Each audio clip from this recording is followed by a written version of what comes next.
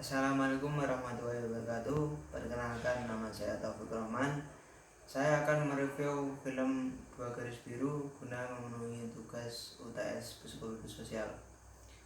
Film Dua Garis Biru ini hasil karya Gina Esnoer yang diproduksi di studio Star Vision dan bekerja sama dengan Wahana Kreator. Dua Garis Biru ini menceritakan pentingnya pendidikan seks dalam film yang dirilis pada tahun 2019 yang lalu. Film ini menjelaskan realitas pernikahan dini yang masih dianggap tabu oleh sebagian besar kalangan masyarakat Indonesia. Ketika mendengar kalimat Dua Garis Biru, yang pertama terlintas di pikiran saya adalah aspek dan positif hamil. Namun kali ini sebuah film bukanlah berita bahagia atas kehamilan seorang, namun membawa nilai-nilai tentang pendidikan seks. Film besutan Gina Esnoer ini berhasil membawa topik pendidikan seks ke layar lebar dan balutan realita yang sangat dekat dengan kehidupan sehari-hari. Lewat film ini, banyak makna tersirat yang dapat sekaligus menjadi bahan refleksi kita atas tingkah laku dan perbuatan kita sehari-hari. Di zaman yang serba modern ini, mengakses internet dan berkomunikasi prematerial seks menjadi salah satu aktivitas yang semakin lama semakin dianggap maklum dan wajar. Mengutip kata-kata teman sebaya saya, zaman sekarang siapa yang nggak having sex? Nah, kayaknya jarang banget yang nggak ngelakuin gituan. Tidak bisa dipungkiri, realita akan merajalahnya hubungan seks di luar nikah atau premarital seks memang sudah menjadi hal lumrah di kalangan kebanyakan anak muda zaman sekarang. Dengan ataupun tanpa status hubungan seks dapat dilakukan. Ada yang melakukan karena merasa butuh untuk memenuhi kebutuhan biologis, ada juga yang sekedar menyalurkan nafsu saja. Salah satu momok dari aktivitas seksual ini adalah potensi kehamilan. Oleh sebab itu, kata-kata memperingatkan seperti jangan keluar di dalam banyak kita dengar diutarakan oleh teman-teman kita sendiri. Nah, kehamilan di luar nikah memang masih menjadi salah satu momok yang menakutkan. Pasalnya, hamil di luar nikah tidak hanya sebatas mengandung kemudian melahirkan. Bahkan hal yang kemudian menjadi momok oleh sebagian orang, mereka yang terjebak di situasi itu pun akan terasa ditolak bahkan dibuang oleh keluarga dan lingkungan. Takut akan cibiran bagi mereka yang masih berada di bangku sekolah. Tentunya juga takut tidak dapat melanjutkan pendidikan dan segudang budaya lainnya. Dua Garis Biru ini dengan pembawaan yang ringan dan penuh humor berhasil menunjukkan kepada penikmatnya realita ketika terjebak dalam ketidaksengajaan di hamil luar nikah. Latar psikologis yang diambil di film ini ialah dua orang remaja di bangku sekolah menengah ke atas. Bisa dibayangkan jika kita yang mengalami hal tersebut, betapa risaunya kita mengalami hal tersebut. Dalam film Dua Garis Biru ini, sosok tokoh utama perempuan Dara digambarkan berasal dari keluarga menengah ke atas dengan kemampuan akademis yang baik, juga fisik yang menawan. Gambaran ini hampir persis dengan definisi pelajar ideal, gadis baik-baik dan dikonstruksi lingkungan sosial kita.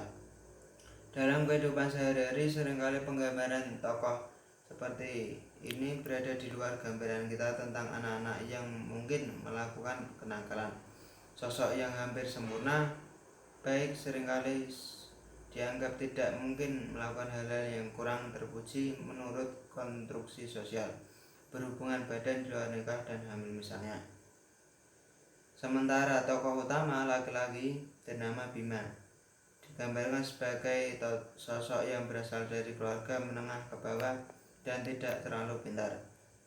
background keluarga yang sekaligus dengan orang tua yang lumayan bawel dan keluarga yang religius seolah membuat kombinasi tokoh yang menjadi definisi tokoh dua sisi.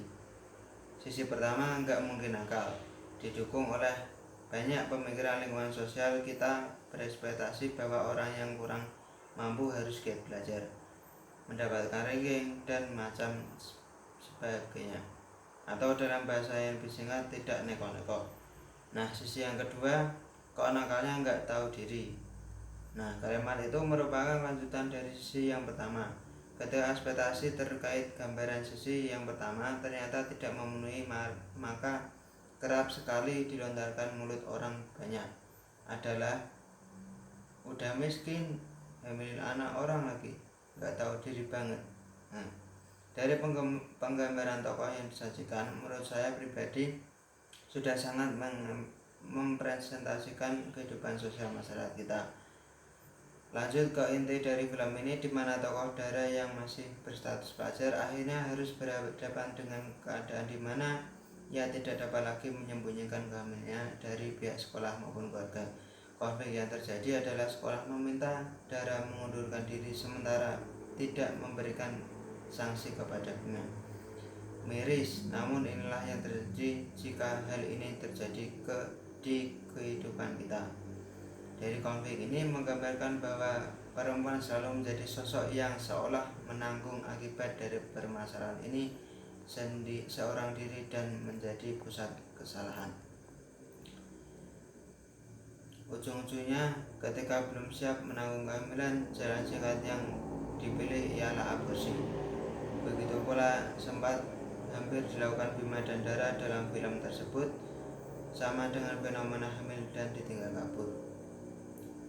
Selanjutnya, padahal sejatinya dalam kehamilan, ibu hamil memerlukan banyak dukungan moral dan support dari orang-orang terdekat. Kehidupan konflik yang lain juga dihadirkan pada film ini ialah dilema pernikahan dan konflik yang terjadi pasca pernikahan. Film ini menunjukkan bahwa memulai sesuatu yang belum ada waktunya memiliki banyak efek yang disebabkan oleh ketidaksiapan fisik maupun emosional kita. Seperti contoh kecilnya yaitu mengatasi rasa jenuh dan ego. Walaupun tidak dapat dibenarkan, premarital sex merupakan pilihan masing-masing individu. Hanya diri kita sendiri yang dapat mengukur berbagai aspek yang seharusnya sudah dipertimbangkan secara masak sebelum mengeksekusi keadaan. Tidak ada salahnya mengusung slogan safety can be fun too sebelum melakukan premarital sex. Oh ya, review ini merupakan review dari kacamata personal. Saya bukanlah expert dalam hal perfilman. Semua yang tertuang dalam review ini merupakan review dari film 2 Garis Biru. Terima kasih, kurang lebihnya mohon maaf. Wassalamualaikum warahmatullahi wabarakatuh.